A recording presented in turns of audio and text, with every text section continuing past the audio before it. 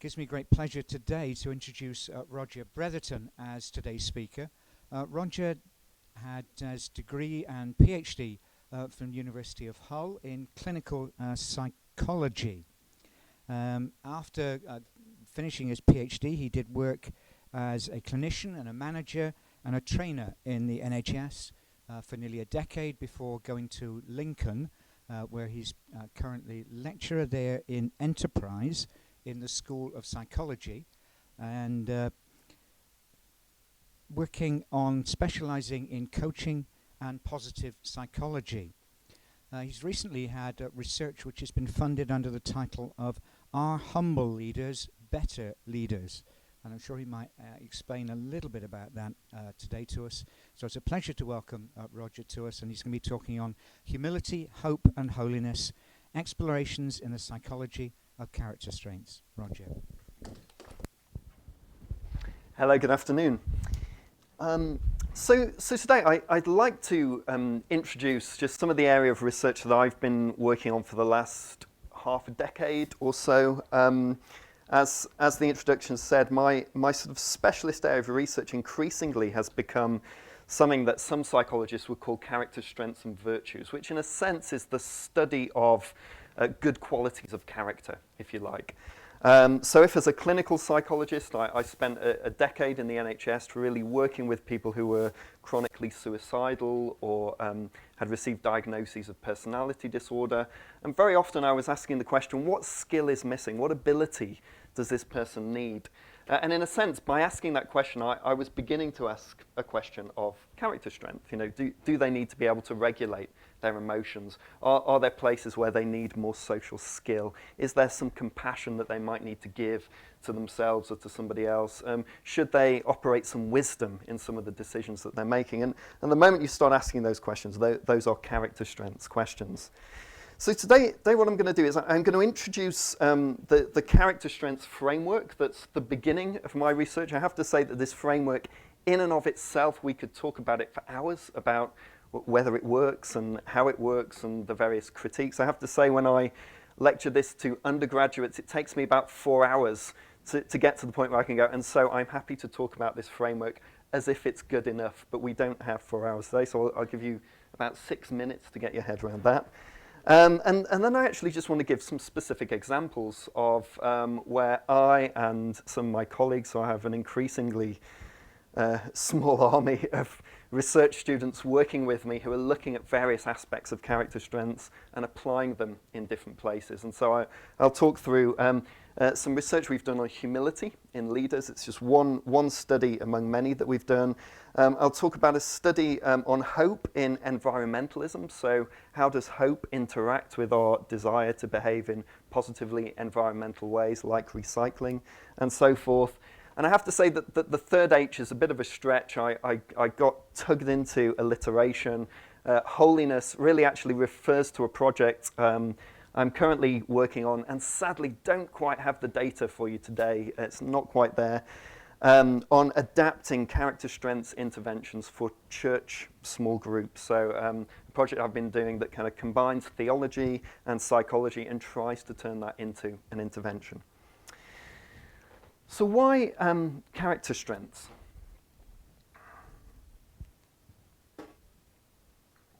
It's always a mistake not to check that your laptop is playing ball before you start. Let me just see if I can get this to.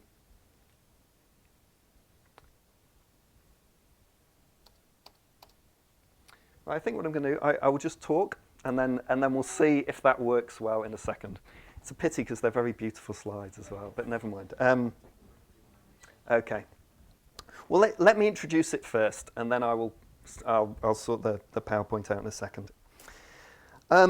So for a while, I've had three interests in psychology, really. So one of them is, if you like, the empirical side of psychology. So what does data show us? What is evidence working at?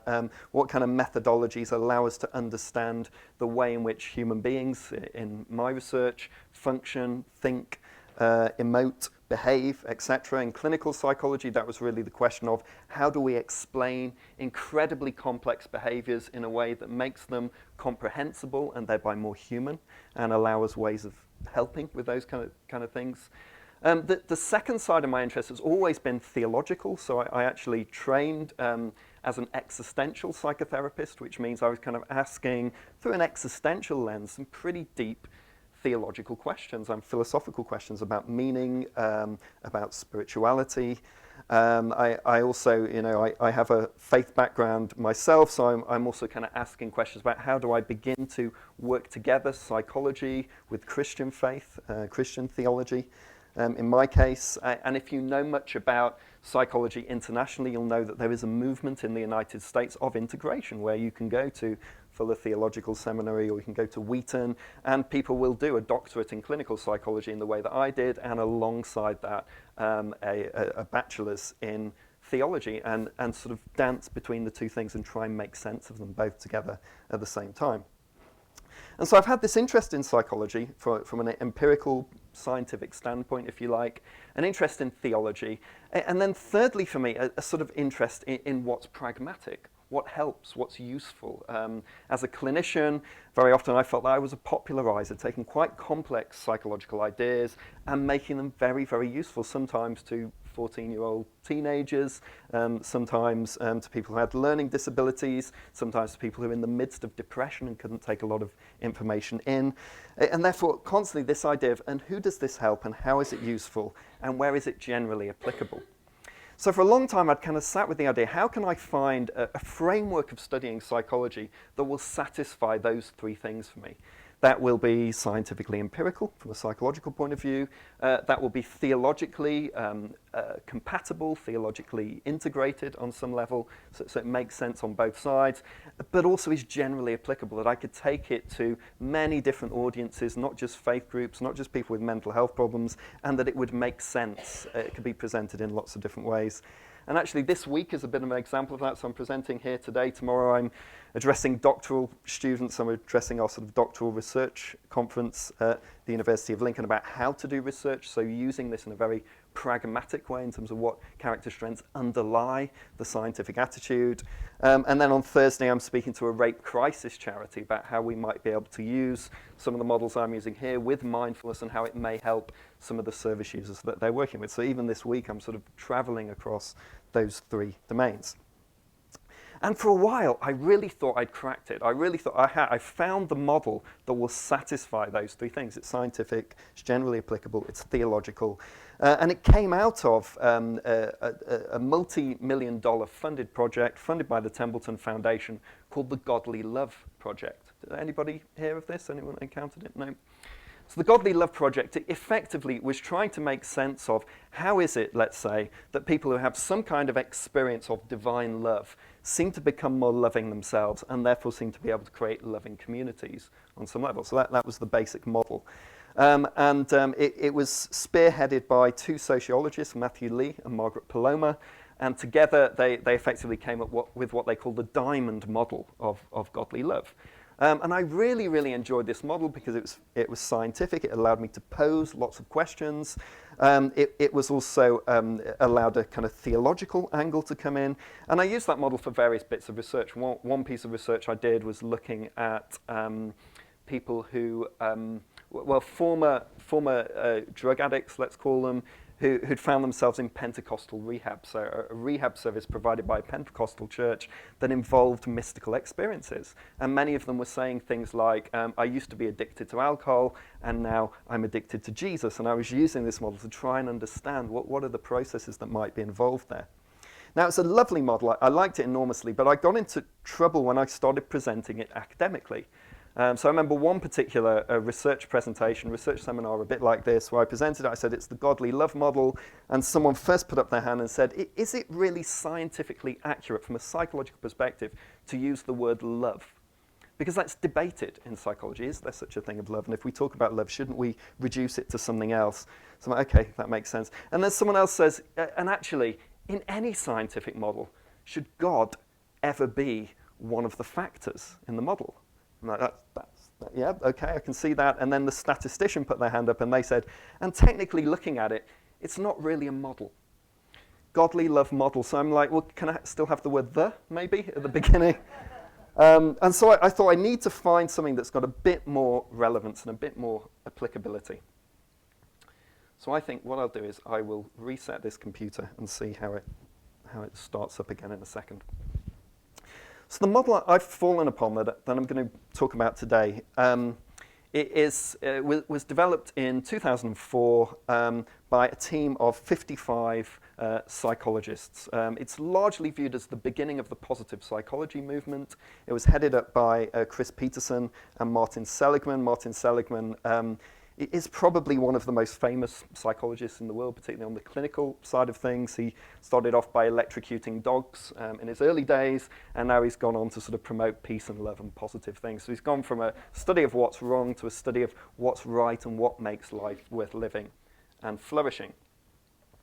And the model they came up with was effectively, they said, just in the way that, say, psychiatric literature would have a series of labels for what's wrong with people, they wanted to come up with a model of what are the labels we will use that's right with people. In other words, how could we begin to come up with a series of concepts that would allow people to research those areas?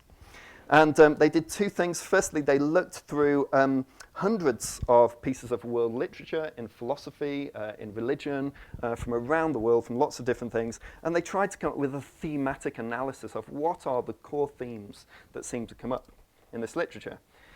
And the core themes they identified, and you can imagine how contentious this is and how much disagreement there is in the field about it, but they basically said there seem to be 6 core themes, and the themes are wisdom and knowledge. People who are wise, who know how to live, are celebrated across the world, throughout world history as far as we can see. People who are courageous, so courage can involve lots of different things: bravery in battle, moral courage, integrity.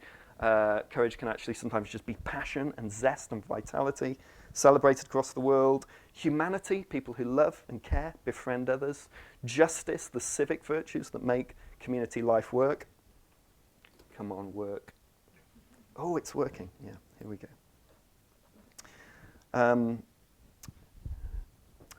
Virtues of temperance.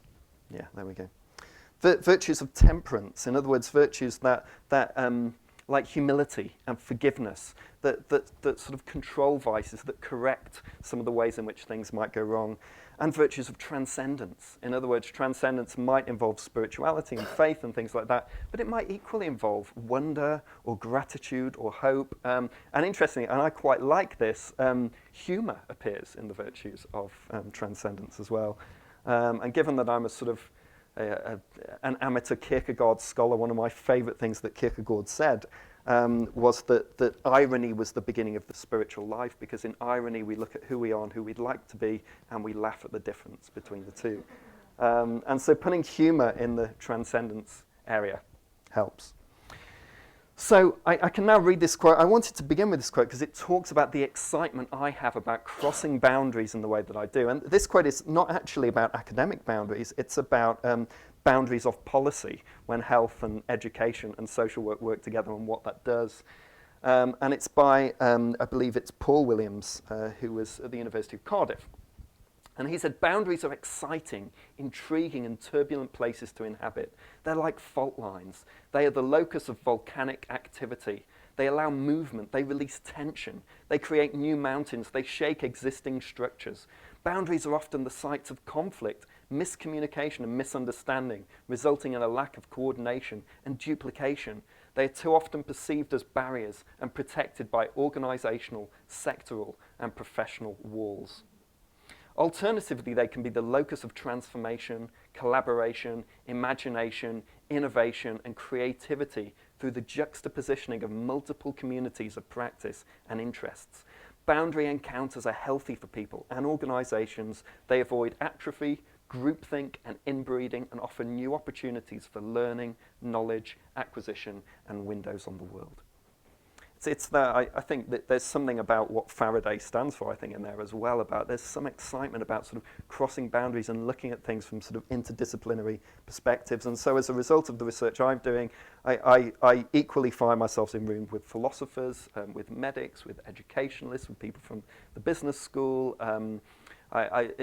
Geography seems to be getting increasingly psychological from what I can encounter, so a lot of geographers now seem to be interested in what I'm doing as well. And so it's just really, really exciting ways of those things working.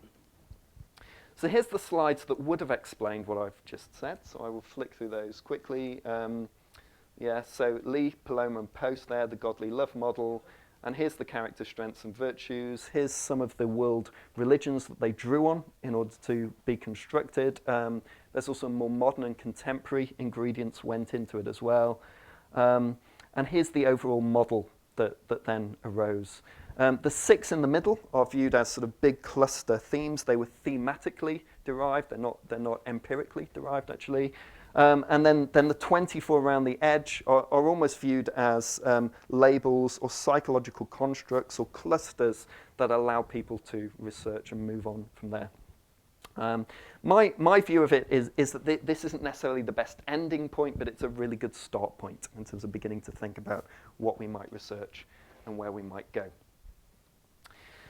So that's the general model. What I'd like to do, therefore, is just kind of talk a little bit about what's established it. So firstly, when it was first derived in the early 2000s, there were roughly about 20,000 people across the world who completed the associated psychometric.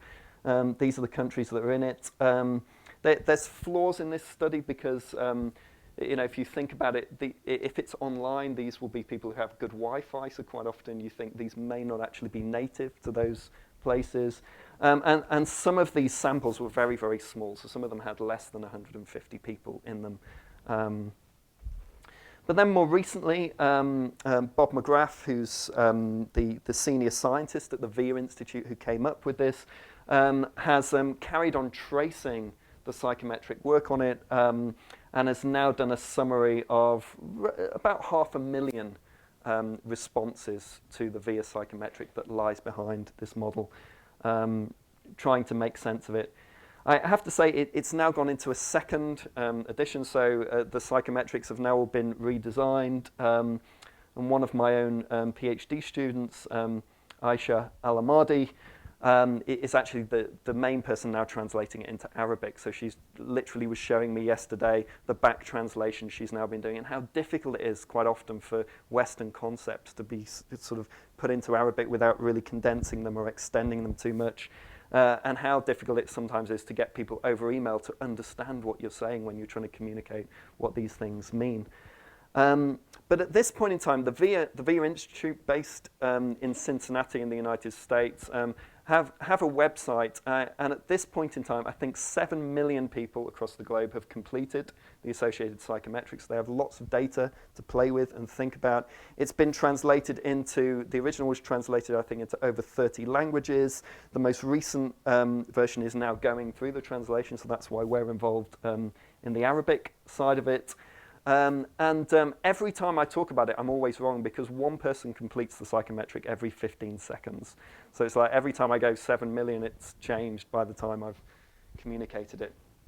But that's just one of the ways in which it's been validated. So one of the ways was to create a psychometric that measured those 24 character strengths and then just look at how they cluster together when large populations of people do them in different languages. So that's just a very, very quick, basic introduction. What I'd like to talk about is 3 of the ways in which I've been using this research over the last few years. And again, as always, I'm always talking about the team that I'm working with. So the first one actually comes from the study that was just mentioned there. So I was given a relatively small grant a few years ago by the Leadership Foundation for Higher Education to study intellectual humility in academic leaders. And I have to say that does often make people laugh when I say it for some reason. I think I actually came to humility as a study theologically initially. So I came to it sort of reading through, it being quite grounded in the New Testament personally, and thinking about where servanthood and a humble attitude actually help people lead and what that does. And there's quite a lot of sort of management literature around that. There's a notion of servant-based leadership. There's also some really famous work done by someone called Jim Collins in 2005, where he talked about when he looked at the highest performing companies in the world at that point in time, many of them seemed to be led weirdly by a CEO who was on the one hand deeply persistent and ambitious on behalf of the organization, but also had a level of humility, was willing to listen. And he has this lovely phrase where he says, the level 5 leader, that's what he called those great leaders, the level 5 leader looks in the mirror, not out of the window, to account for organizational failure. So when things go wrong, they reflect on how did I lead that badly? And they look out of the window, not in the mirror, to account for organizational success. In other words, when things go well, they say, oh, my team, great, didn't we do well together? And so those kind of things coming together that I'd sort of read made me want to actually do just a bit of research and investigate that a little bit. This was me, a PhD student of mine called Rebecca Park, and a couple of colleagues as well, Julie van der Vijver, who's at Durham, and Daniela Datza, who was an Erasmus student working with me for a semester. And we decided simply to investigate this locally. So what we did was we took about 100, we sent out an email to 600 staff in the University of Lincoln. So any staff, admin staff, academic staff, everybody. And 158 of them replied with complete psychometrics so we could actually understand what they were doing. They were roughly in their 40s. Most of them just were male. And most of them had worked in the higher education sector for about 10 years. And what we did was we asked them to nominate, but not name, their line manager. In other words, who's the leader, the line manager you spend most of your time with? So 62% of those managers were male. Most people said they saw this person roughly once a week. And most people had worked with that person for roughly 3 years or so. And so what we did was we firstly asked them to rate themselves. So we got them to rate firstly on something called strengths use, using this psychometric. And strengths use is basically to what extent do you feel able to bring your best to work when you're here. So, and we know, for example, from other research that strengths use is very, very highly related to work engagement, to job satisfaction, to one's sense that one can be creative and do well at work. And then we also got them to measure their work engagement. In this case, work engagement consists of 3 subcomponents. Vigor, so kind of how energetic do you feel in the workplace? Dedication, how committed are you willing to go the extra mile in what you do? And absorption, how often do you find in the workplace that you reach a flow state of sort of time stands still because you're really enjoying what you're doing? So that's work engagement. We then asked them to do an other rating on the manager they had named. And so firstly, they rated their intellectual humility. The piece we were most interested in was actually a subscale of the intellectual humility scale, which is 7 items measuring intellectual openness. Now, intellectual openness effectively means to what extent is this person willing to listen to other people's ideas. So when you look at intellectual humility more broadly, it includes that. It also includes the tendency of someone not to dominate other people with their intellect. It also includes a sort of global measure of to what extent does this person treat themselves as superior and give themselves all kinds of entitlement. But in this case, we're actually saying to what extent is this person intellectually open? And one of the reasons we wanted to ask that question is because in other research that had been done in China, there was a huge piece of research done in China in which employees in large organizations of thousands of people were asked to rate their CEOs. And what they found was if they rated their CEO as humble, then generally speaking, you found that right down almost to the bottom of the organization, but definitely in middle management, people would say, I'm more able to be creative, I'm more able to bring my best to my work, my contribution is welcomed here. And so intellectual openness was partly measured that. And then also we took a very, very rough and ready measure of leadership effectiveness, which effectively just boiled down to, here's your ideal leader, here's your current leader, to what extent do those two things overlap? So we had sort of overlapping circles on the thing. So here's how those things relate. So in a very simple zero-order correlation way, firstly, unsurprisingly, there's a relatively, sort of medium to high correlation between someone being intellectually open and being rated as effective as a leader. And unsurprisingly, there's also a sort of mid-high correlation for those who felt able to use their strengths, also were more engaged at work. So no big surprises there. Interestingly, that those who rated their leader as effectiveness, there's also a sort of mild positive correlation between those two things. And you have to remember that when you go from self-rating to other rating, a sort of low correlation, you're actually doing quite well. So, you know, if two people rate themselves on the same personality dimension, you usually get about a 0.3 correlation between people. So 0.2 correlation is quite good there. And then people who reported to an intellectual open leader were also, you know, mildly likely to say that they could use their strengths better. And then there was a sort of non-significant near correlation between strengths use and leader effectiveness. So those were some of the kind of things. The thing we were more interested, though, in is how did these three ingredients relate to one another, particularly. So for this one, we did a moderation analysis. And so firstly, yes, there is a positive relationship between strengths use and work engagement. We've already seen that with the correlations. But then interestingly, what we found is for those people whose strengths use was low, in other words, those people who were saying, I don't know if I can use my strengths very well in the workplace, the humility of their leader actually had quite a significant effect on whether they were engaged in work. In other words, if you can use your strengths no matter what, we, forgive the language, but we toyed with calling this, it doesn't matter if your leader's an idiot, as long as you can use your strengths at work. People who had medium, high strengths use, their leader could be a right old Wally, and they could get on and do things. Whereas it's actually the people who weren't quite sure if they knew what they could bring to work, those people having an intellectually humble leader seemed to really make a difference to them. So it seems like where kind of humility in leadership, one of the areas where it seems to work, particularly in academia, is for those people who don't know if they've got something to bring, and therefore actually intellectual humility allows to draw them out and help them bring it. So that's kind of the humility piece. The other piece of research I'd like to tell you about, and I realise I'm flying through these, so feel free to sort of ask me about them later if you wish to, is that I now have a PhD student called Beth Warman, and Beth is incredibly energized by environmentalism. So she's very keen on sustainable living, encouraging people to do positive environmental behaviors.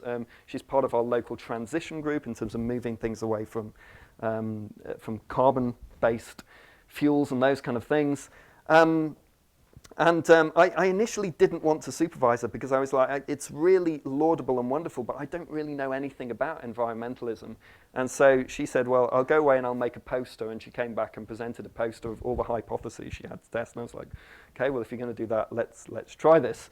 So we're now in the middle of a whole series of studies around how character strengths might relate to positive environmental behaviors. And one of the reasons why this is quite important is because basically motives to get people to behave in environmentally positive ways generally don't seem to work very well. And a lot of it seems to be quite punitive and quite negative and sort of posting a sort of apocalyptic future that we're going to fall into if we don't recycle our plastic right now. And Beth basically found this seam of literature that was saying maybe there's a more positive way to get people to think about those things. And so at the moment she's majored on hope, actually. She's looking at all the strengths, but she's done some work on hope. So hope from a psychological point of view, there's actually, as with humility, there's many, many different models of hope. And some of them are quite pared down and cognitive, and some of them are actually sort of neurobiological models in terms of what kind of brain systems lead people to be hopeful. Others are kind of quite cosmic. There's a notion called basic hope in terms of to what extent do we feel that reality itself is hopeful, which I think gets closest probably to what a lot of faith people would talk about when they're talking about hope. There's a sort of big picture that hope participates in.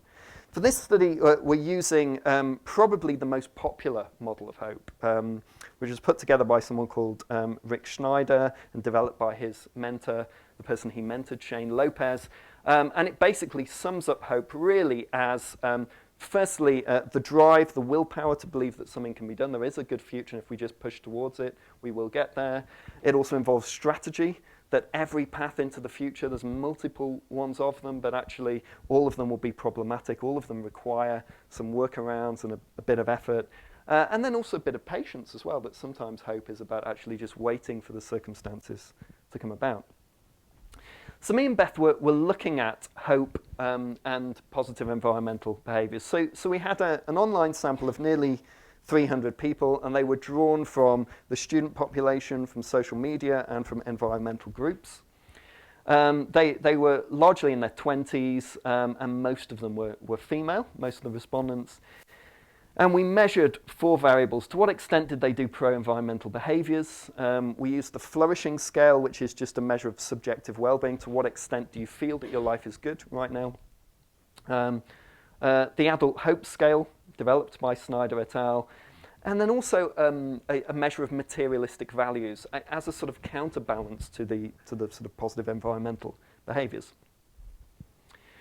And so again, there's some unsurprising correlations here. So a lot of the research does seem to say that people who practice pro-environmental behaviours, who are concerned about environmentalism, generally do actually seem to be slightly higher in well-being than people who don't. There's also an increasing level of research about how if we are highly materialistic, in other words, if we view our worth and our status based on our popularity, our material possessions, what's in our bank balance, etc., our image, then again that's sort of mildly negatively related to our happiness on some level.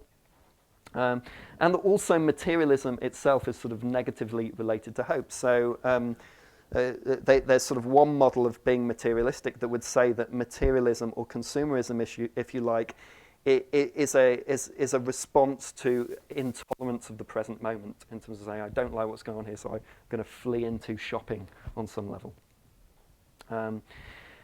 There's then huge amounts of research on how people who are hopeful are those people who flourish. So hope, developing hope, learning to be hopeful, is one of the principal ways of increasing well-being, alongside gratitude and various other things, compassion.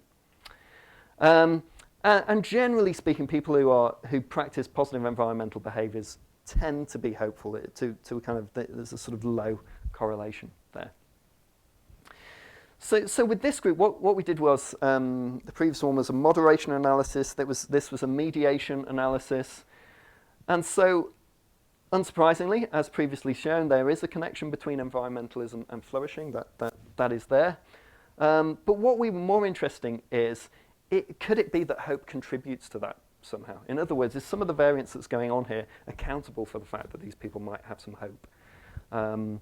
And so indeed we found, yes, that hope does, to some extent, mediate the link between environmentalism and flourishing, indirectly. But then we also looked at materialism. So again, as I said a moment ago, there is a negative relationship between materialism, materialistic values, and the extent to which we feel we're flourishing. And materialism is negatively related to hope. So but hope is positively related to flourishing. So in a sense, what's going on here is that it could actually be that if someone is materialistic, but nevertheless hope is beginning to develop, it could be that increases their flourishing. So it's a very, very provisional, early piece of research, and what it's led to now is what kind of hope predicts these kind of, given there's various different kinds of hope, what aspect of hope, and could it be that we could develop some kind of intervention that uses hope and perhaps uses some of the other character strengths to develop environmental concern and positive environmental behaviours. So those are just kind of 2 quite low-level, quick and dirty pieces of research we've been doing lately. And just with 10 minutes to go, the sort of largest piece of research I'm currently working on myself has been a piece of research that's been nicknamed the character course. And effectively what I've been doing is taking character strengths and virtues, or a selection of them, and seeing if I can use church-based groups to deliver interventions on these things to see if they increase well-being. So that's the basic outline. But Part of what's behind that is that as you begin to look at the research over the last 10 to 15 years or so on character strengths, one of the most reliable ways of increasing positive emotion, and increasing positive emotion isn't an incidental thing. If positive emotion goes up, then various other metrics of well-being, including physical well-being, goes up, and organizational well-being increases as well. One of the most reliable ways of increasing positive emotion is actually to ask people to practice their signature strengths. In other words, it's a model of character that instead of saying, you don't have character, how do we make you do that? It rather says, actually, what are you strong in? I was actually just reading an article just this morning by an educationalist who is objecting to Damien Hines' recent kind of advocacy of character in schools. And one of the things she was saying is that what this seems to miss is the resilience of the child in the low socioeconomic household who is raising her brothers and sisters. That kind of character doesn't appear in the current model of character that's going on. And interesting, that kind of character where you say, what's already good here, and how do we use that more, and how do we develop it, that's actually one of the most reliable ways of increasing well-being, is what's good in you, and how do you use that more, and how do you use that in a skillful and wise way. Then alongside that, there have been many, many different pieces of research that have sort of taken one or two particular aspects of character. There's just a few examples here: curiosity, gratitude, hope, humor, forgiveness, humility, kindness. And they're actually sort of interventions that target particular character strengths as a way of increasing well-being. And all of these have a good kind of evidence behind them. And all of them, to some extent, seem to do something. And many of them have actually found their way into clinical practice. So things like generating hope, using gratitude, for example, are often finding their ways now into treatments for depression, as is compassionate mindedness as well, has become a huge focus for those things. So we can use our signature strengths more in a different way every day. That leads to well-being. We can actually focus on particular strengths. They may not be signature strengths for us, but they will still help. And then the sort of leading researchers in character strengths from the psychological perspective at the moment is this group of people, Willy Rook and René Proyer, who are based in Zurich, and they have done enormous amounts of work on, let's just choose 5 strengths and create a program around those and see what they do for people in terms of increasing their positive emotion, increasing meaning, engagement in life, so forth. And some people have called this the scattergun approach, where it's like, we'll just take 5 and we'll throw them and we'll see what happens when people develop them. One of the kind of part of the logic behind this is that what they tried to do is they tried to choose the character strengths that in international studies are most closely associated with well-being. So we know if someone's hopeful, if someone's curious, if someone's grateful, if someone's passionate.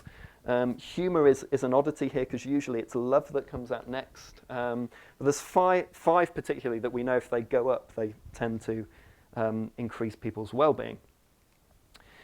So what I did in my models, I thought, wouldn't it be great to try and take those things together, mix them with some theology, and sort of get into a dialogue between some of those concepts and Christian theology in this case, and see if we can put together some kind of resource to teach these things to churches.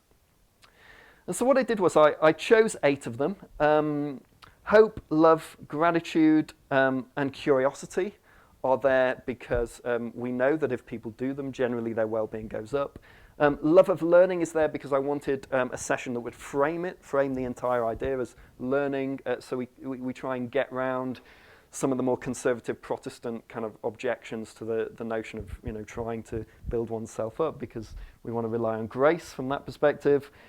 Forgiveness is in there because there's so much research on forgiveness that generally churches don't know about. That I think in the last 30 years there must have been 2,000 pieces of empirical research done on forgiveness. So it's a huge field of research that, generally speaking, churches talk a lot about forgiveness but haven't really looked at it. Persistence is there because I felt by session 6 people would need to keep going. And humour is there because I'd come across some wonderful research on something called the 7-step humour intervention, which, believe it or not, tries to teach people how to develop a sense of humour. And it's got some really interesting evidence. And one of the sort of bylines in the introduction to it was that a church had done this program and had loved it so much they'd made it a rolling part of their sort of their program year on year, so I thought that's great. Now I have to say, actually, this is the wrong way around. So humour actually comes at 6 and persistent comes at 7. So for some reason I put them the wrong way around on this slide. So I did 3 pieces of research of background scholarship alongside these things. So the first one is what I call biblical lexicography, or painting by numbers, really. So in my case, this was really going through the New Testament and finding what are the closest analogues to these kind of words in New Testament Greek, sort of checking in with some of my friends who are theologians, but I'm no great Greek scholar. I literally just wanted to use it. Where do these things come up, and what are they doing in the contexts that they come up? Secondly, a background review of the empirical literature on those things in terms of how empirically are these things defined, what do they seem to do to people, or with people, or for people, and what are the interventions that help us develop them. And then there's a whole area of sort of pop psychology that's about interventions to try and increase character, some of which have good evidence base, some of which don't. But I just gathered a whole pile of those together to try and see which of these might be interesting exercises to put into this course. So these are a few of the Greek words that I sort of traced all the way through the Bible. Now I have to say, when I speak to a room full of psychologists, they don't say, wow, they say, why? Why would you do that? But I actually found it very, very informative and helpful to begin to work out how these things are working. Sometimes that challenges the psychology. Sometimes it deepens the psychology. And sometimes the psychology actually deepens our appreciation of what's going on in some of those biblical passages. Here's a sample of just some of the empirical literature behind these things. Paul McGee was the person who came up with the humour paradigm. Todd Kashdan, for example, is the leading person in curiosity at the moment. Bob Emmons, who I've never met, but I keep calling him Bob. I should really call him Professor Robert Emmons in California, is probably the leading authority on gratitude in the world now. And so really just kind of taking a sample of these different people and trying to work out what they'd said, and then coming up with different sort of daily exercises that people could do perhaps to develop those things and see what happened when they did. So let me show you a very, very idealized version of what this project was supposed to look like, and then I'll tell you what it actually looks like at the moment. So the idealized version was just before Christmas. We were going to do a non-controlled local pilot. So we had a local church planted by the Holy Trinity Brompton group of churches. We had 7 groups running in another local church, and then we had an RAF chaplain who ran 2 groups with pilots in the RAF. It was literally a pilot of pilots. I love the poetry of that. And they completed psychometrics at the beginning and the end, and 6 weeks post. So I'll talk about that in a second. And then starting January, so starting last month, the plan was to have roughly 600, 15 to 20 groups begin the project, while in similar matched comparison churches or congregations, there were 15 or 20 groups doing business as usual, in other words, waiting list control group. And then after Easter, effectively, they swap around. Now, so I have to say the non-controlled local pilot did look like that, so that's pretty accurate. This side of things at the moment is a complete mess. So I think we've got roughly 870 people signed up to do it. Some of them are doing the psychometrics, some of them have forgotten, some churches start it, give up on it. Some churches are brilliantly organised. Like there's a church in Leicester that has 300 people going through it, and they've printed out binders and created websites, and they're preaching their way through it on Sundays. And then other places, the church is literally just one group of people sat in a living room working through it and things like that. So at this point in time, I don't fully know what this bit looks like, so we're at the moment trying to analyse it. And the data on this side of things, in terms of what this did, I literally saw it for the first time last week in the hope that I was going to present it today. But it was so complex and so confusing that I was like, I just need more time to think about what this is. I was supposed to be meeting with my research assistant today, but obviously I'm not there. So what are they being measured on? So firstly, the VIA inventory of strengths, so the measure of those 24 that I showed you, do they go up or down or change? Secondly, something called the PERMA profiler, which measures the major ingredients of psychological well-being: positive emotion, engagement, relationships, meaning, achievement, plus health, plus loneliness and negative emotion as correctives. Something called the Spiritual Assessment Inventory, which is a series of subscales measuring how close and aware of God do you feel right now, to what extent do you feel you can deal with difficult experiences through reliance on Jesus in this case. And then a social desirability scale, which is really a set of ultimately really quite extreme items that people answer true or false to. And it's there really to pull out if people are faking good. So if you say true to, I never ever feel resentful when somebody else talks for too long, there's a good chance it's not entirely true. And one of the only major findings we've kind of discovered so far is that social desirability has been really, really high in the sample that we have so far. And at this point in time, I don't quite know what that means. So we're going to have to look at that a bit more. So no doubt that there's, maybe one day I can come back and present what happens when this is all complete. But just to finish off, the ideal hope of the hypothesis would be something like this. Here's congregation 1, they're doing the intervention, their well-being goes up. Here's congregation 2, they're not doing the intervention here, and then when they do the intervention, they come up and they join congregation 1 there. Unfortunately, previous studies of a similar sort with similar groups of church people say, yep, congregation 1 does exactly what we thought it would do, and then weirdly, congregation 2 doesn't. It's almost like waiting to do some character development makes them develop their character without wanting to. And Mark McMinn, who did that research, he looks at it like this. He says, our group started out too grateful and healthy to detect the sort of subtle changes we expected. In other words, they had a huge kind of ceiling effect. They were already quite high on a lot of those things. Almost every one of our measures was seriously positively skewed. Even before the study began, people who responded to the questionnaires reported being highly grateful, satisfied with life, psychologically well, and spiritually attuned. Yes, they continued to improve throughout the next 4 weeks, but with the ceiling effects being so pronounced, we wouldn't expect to be able to detect much nuance in the changes. If our first pilot study is anything to go by, it could be that I'm heading into looking at something similar to this. But what's interesting for us is having the social desirability in there can either act as a control or we can actually look at that as a variable in itself. And that might actually help us to kind of understand a little bit of the ceiling effect that's going on. So that's character strengths and virtues. Just looking at sort of 3 of the studies I'm doing, there's so many other things going on, both in practice and research and sort of, lots of people doing different kinds of research on it as well. But basically for today, that's just my summary of, I find it a fascinating area to work with. It kind of satisfies a lot of my appetite around it being psychological science, also having some theological meat to it as well, but also being applicable in terms of I can take this and use it as coaching and as an international bank. You can use it working with a church, you can use it speaking to academics, and it's got some respectability in all those different places. So thank you very much. Do I hand back to you now? Is that the plan? Okay.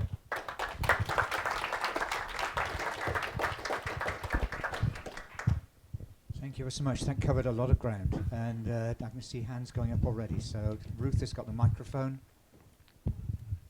Hello. I'm interested in one particular aspect of what you presented.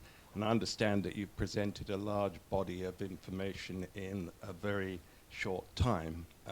And you're right, in the early stages of your presentation, you said we could talk about this for hours, and you're right, of course.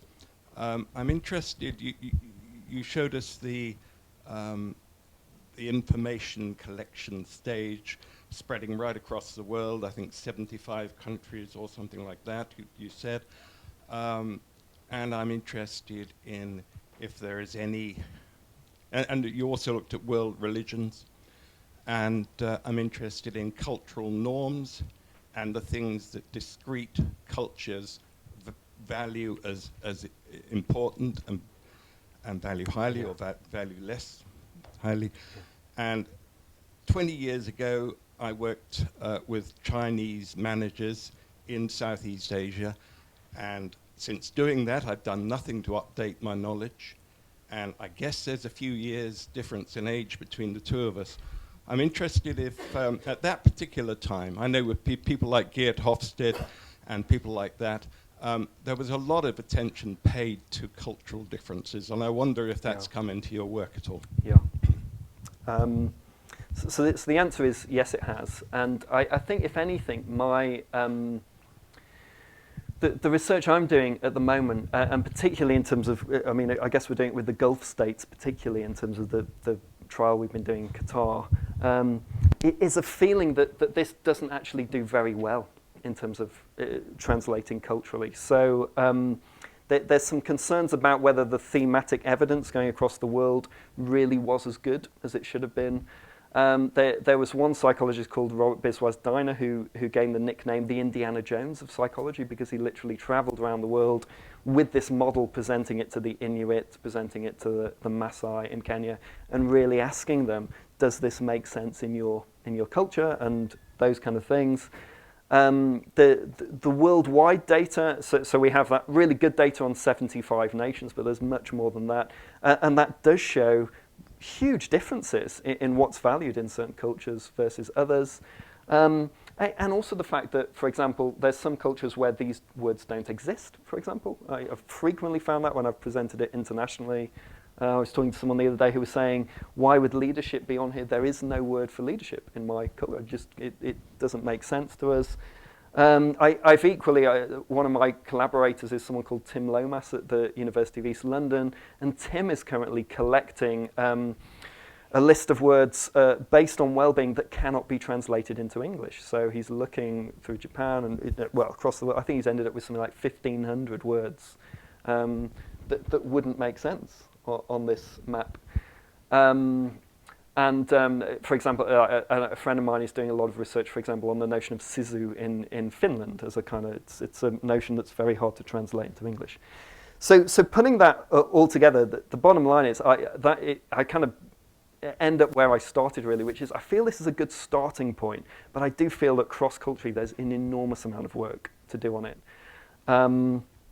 And it wouldn't surprise me in the next few years, as people like me and various others work on this, that the model will change, it will shift, and things will alter, and things will look different. So that's a very, very quick answer. I hope that sort of satisfies a little bit that what's going on there. Yeah.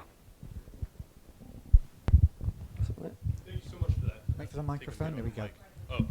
Hi, thank you so much for that. I'm kind of wondering where it could possibly fit in terms of sports psychology. I'm thinking as an American in a lot of sports, and you know, a lot of times when you hear a championship team win, they're often interviewed and they'll talk about their teammates kind of in the same way that you've addressed here, and humbleness plays a key role. Yeah. And you know, being down and hope and these kind of facets. So I'm wondering if that's kind of a translation that you can maybe have some models work in and out of that within relationship to the small groups you were having difficult with in the church.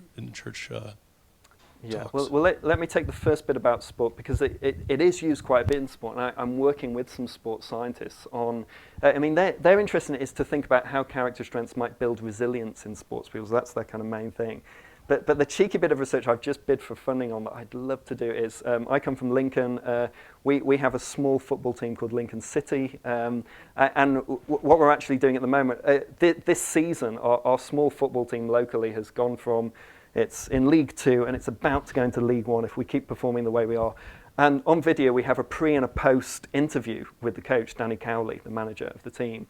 And what we're actually going to do is we're going to analyse his pre and post interviews, when they win, when they draw, when they lose, and we're going to look at how he uses language to evoke many of the things that are here. So you hear many of these kind of features as he speaks. And part of his way of kind of managing the team and taking accountability when they fail, for cheering them on when they do well, for making sure no individual is scapegoated when it's clearly one person's fault that a goal's been scored or things like that. We're kind of using this model and discourse analysis basically to begin to look at how he uses that language in those things. So that I'm quite excited about that, but we haven't started yet, so I'm using it there. And then could you, I didn't quite get the link from that to churches, from sports. Do you want to just explain to me what you meant by that? Yeah, if I recall, just from when you were talking a little bit about the kind of church groups and the small nuances that you were kind of unable to pick up, or that didn't add much to what you were trying to look at in terms of given the case that they'd already felt kind of forms of gratitude and things of this sort. I was wondering if that the analogy or the difference between the two could be made. The relationship, if you looked at a sports team in your case, it's kind of starting out in a modest way, and towards the end of that season has you know Done gained well, leaps and bounds, in regards to this model. So that was just kind of what I was looking at in terms of gratitude and humbleness. Yeah. So I think one of the things that definitely will happen with the character course is there'll now be qualitative interviews around what went on here, what was going on here, because it could be that the quantitative questionnaires and that stats may not show what we were hoping it would show, but actually we've got lots of levels of analysis to do on it yet, so we don't quite know. But I think definitely that could be an approach. Thank you. That data you presented at the end, is it just part of being a group? Is that in itself sufficient to increase these character strains? Yeah, so one of the other pieces of research I'm working on is around a new app that's being developed for student groups that effectively does exactly that. It tries to create social connection between people. And most research would say if we have high social support, generally our well-being is going to be higher. So yeah, it does have Do you that have another effect. control group where it's actually never met as a group? Well, so for example, we do have people like that in the sample. So for example, we've got someone who is paralysed, cannot leave the house, and they are doing the course by watching the video and occasionally meeting up with their pastor from their church. And they're doing all the psychometrics. So some people like that we're going to look at closely. They could even be single cases in themselves of what went on here. And one last question over the side, and then we'll have to draw things to a close. Thank you. When you look at the character and actions and words of Jesus, do you get any clues there? Clues to what? Go on, just...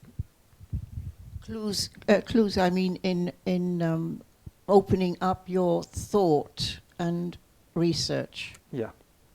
So I hope that came across evident as I was talking about the New Testament and what's there.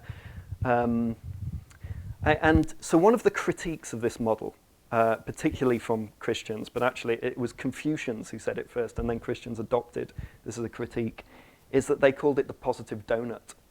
So it's very nice, lots of sprinkly, sugary things around the outside, but what holds it all together?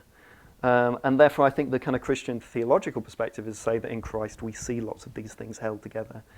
But then interestingly, from a psychological point of view, one of the best ways to develop character strengths is spiritual modeling. It is actually to find a model. It doesn't have to, it can be a historical model, it can be experiences now, it could be someone we know who we feel is particularly Christ-like, let's say. And that's actually a really, really good way of developing some of these things, is beginning to identify people who are sort of paragons of them for us.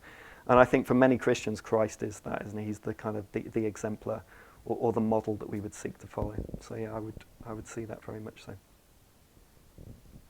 Great, thank you very much. You've given us plenty to think about. I hope some of our characters have been strengthened as a result of listening to you this afternoon. Can you join me in thanking Roger? Thank you.